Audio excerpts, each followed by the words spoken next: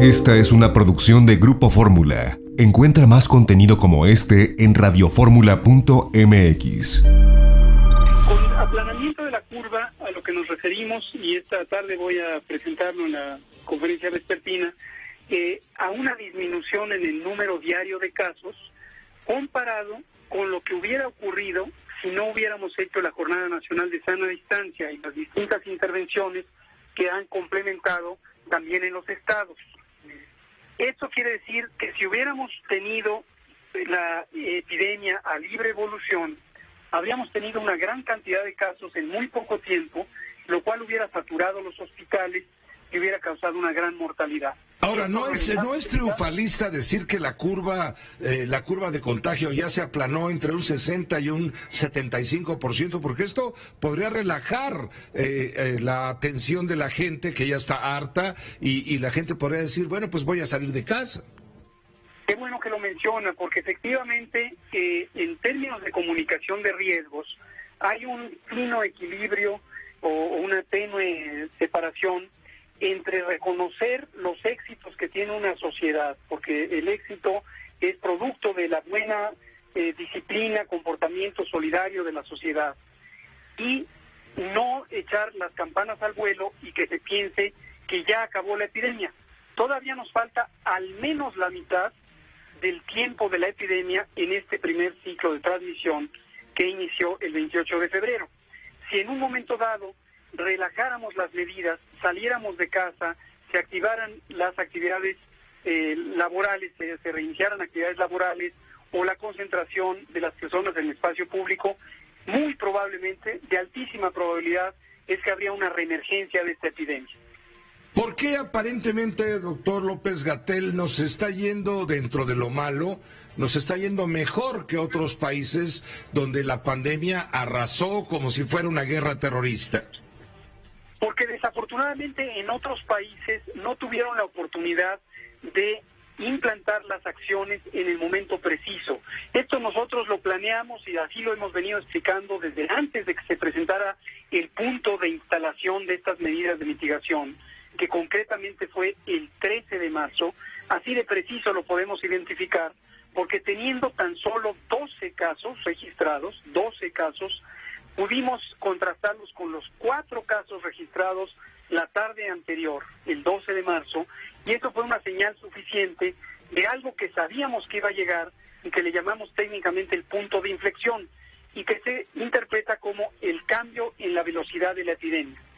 Aplicar las medidas masivas de contención y de mitigación que corresponden a la Jornada Nacional de Sana Distancia en ese momento tiene un efecto incomparablemente mejor que aplicarlas 4 semanas o 6 semanas, como lo hicieron algunos de estos países que muy desafortunadamente tuvieron epidemias devastadoras. Doctor López-Gatell, el presidente de la República, usted mismo en la mañanera de ayer, o de anteayer, mencionaba 5 focos rojos, el viernes, para ser preciso, 5 focos rojos donde los contagios son mayores que en otros puntos del mapa. Y hablaba de Tijuana, lo mismo Cancún, Quintana Roo, Villahermosa, Tabasco, desde luego se hablaba de la Ciudad de México y se me escapa algunos de los otros puntos, pero me llamó la atención. Villahermosa, Tabasco. Exacto, Villahermosa, Tabasco.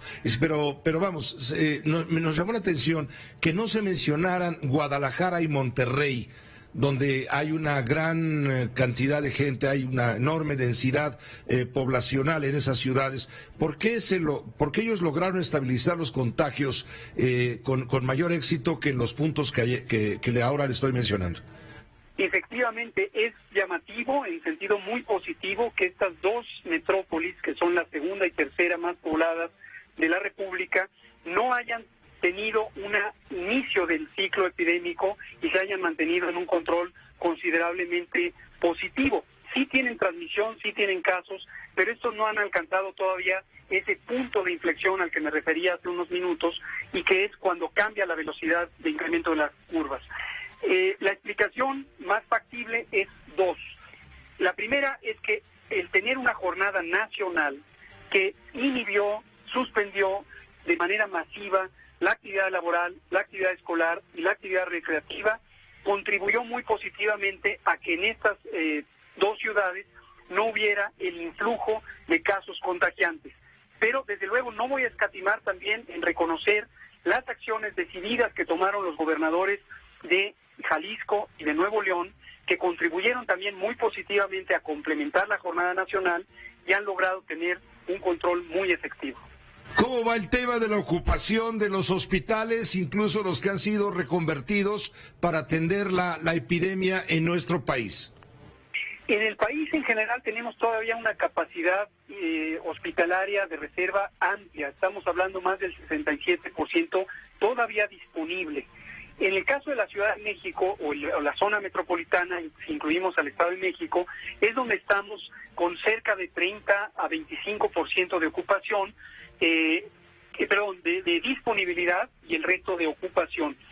Lo que afortunadamente está ocurriendo es que ya se está reconvirtiendo 5 hospitales adicionales en el caso de los servicios de salud de la Ciudad de México, al tiempo que también se instala la nueva unidad temporal COVID en el autódromo de la Ciudad de México, y en conjunto estas intervenciones, la reorganización también de los institutos nacionales de salud, nos va a dar cerca de 1,000 camas adicionales que desde luego ampliarán nuevamente la capacidad de hospitalización tanto general como de terapia intensiva. Doctor López-Gatell, permítame hablar con usted y con la audiencia de Grupo Fórmula de plazos. Se está aplanando la curva y ya están hablando las autoridades de reiniciar algunas actividades de carácter económico hacia el 17 de mayo. Supongo se refieren a zonas en donde la pandemia, el coronavirus no ha pegado tan fuerte. Supongo que es por ello que se habla de 17 de mayo, pero para muchos nos parece apresurado.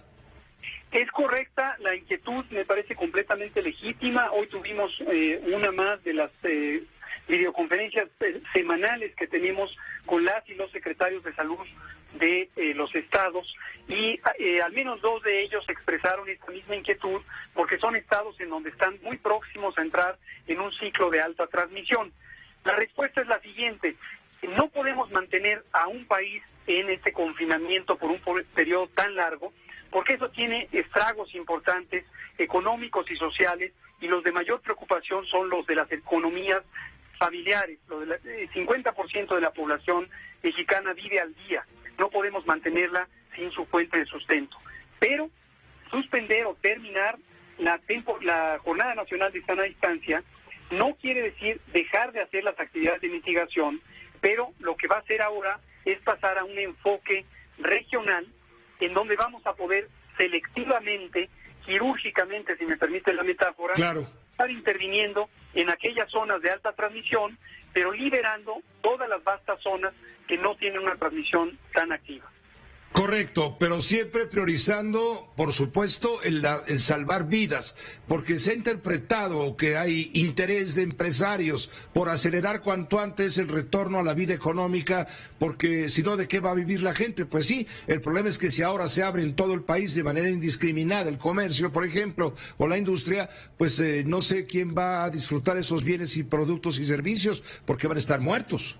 Es correcto, la prioridad 1 del gobierno es salvar vidas, proteger la salud. El presidente ha sido muy enfático en ese respaldo a las recomendaciones técnicas que hacemos desde el sector salud, y estamos convencidos que salvar vidas, además de que tiene un valor en sí mismo, es la prioridad indiscutible. Además, en todos los demás aspectos, incluido el económico, tiene un rendimiento mucho más grande. Experiencias históricas de la pandemia de influenza de 1918 muestran que donde se hizo aperturas demasiado anticipadas hubo rebrotes, y además de que causaron importante mortalidad, después tuvieron una menor recuperación o una más larga periodo de recuperación social y económica. No queremos que eso pase en México. Doctor, ¿qué recomendación se va a hacer a la Secretaría de Educación Pública respecto al reinicio de las clases anunciado en principio, el 1 de junio? Le hago la pregunta porque está llegando un cable en donde se nos informa que la UNAM amplía hasta el 21 de agosto el ciclo escolar 2019-2020 debido a la pandemia.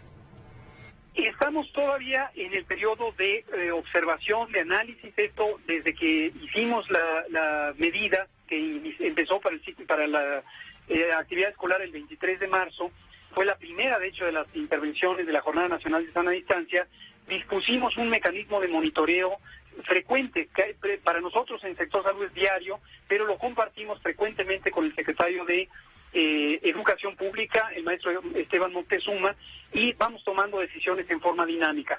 Todavía no hay una decisión final, pero estamos analizando los distintos elementos que podrían inclinar a mantener cerradas las escuelas si esto fuera procedente y productivo para proteger la salud y salvar vidas. ¿No se podrían abrir escuelas en algunos lugares donde no es tan fuerte la pandemia y dejarlas cerradas en otra? No, tiene que ser una medida generalizada, ¿no? No necesariamente, es preferente en términos de cómo se maneja la administración escolar, según me ha relatado directamente el propio secretario Moctezuma, tener una regla general. Pero en último caso lo prioritario es ser más efectivos en el control de la epidemia, y hemos tenido una excelente colaboración de parte de la Secretaría de Educación Pública con una coordinación además muy efectiva hacia las entidades federativas. Aquellas personas finalmente, doctor López-Gatell, que desconfían, tienen incertidumbre por el uso de los datos con fines políticos para favorecer pues el éxito de la Cuarta Transformación, ¿qué les respondería, doctor López-Gatell? Porque hay ciertas contradicciones de cifras, hay cierto optimismo en algunos casos, mucho pesimismo. ¿Cuándo le van a decir al presidente, por cierto, que se ponga tapabocas? Claro. Yo lo que le diría es a todas aquellas personas de buena voluntad, que asumo que son la mayoría, que simplemente por falta de familiaridad con estos conceptos, con estos métodos, o porque tienen perspectivas metodológicamente válidas que pudieran ser complementarias a nuestra actividad técnica, bienvenida cualquier reflexión, cualquier observación, cualquier crítica.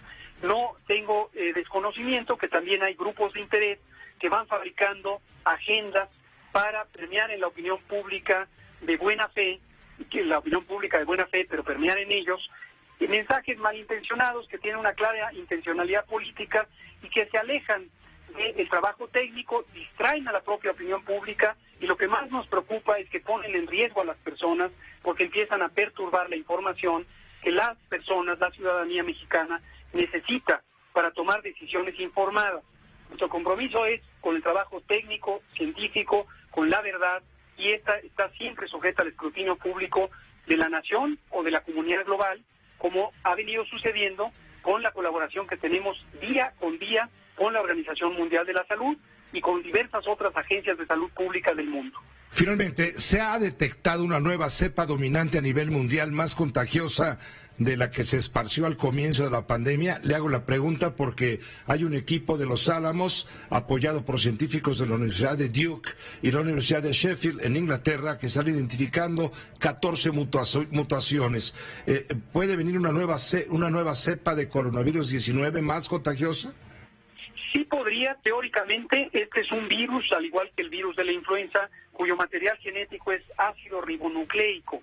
Estos tipos de virus, a diferencia de los que están constituidos su material genético de ácido desoxirribonucleico, ARN versus ADN, para identificar prontamente las siglas, los virus ARN tienen una tasa de mutación extraordinariamente alta.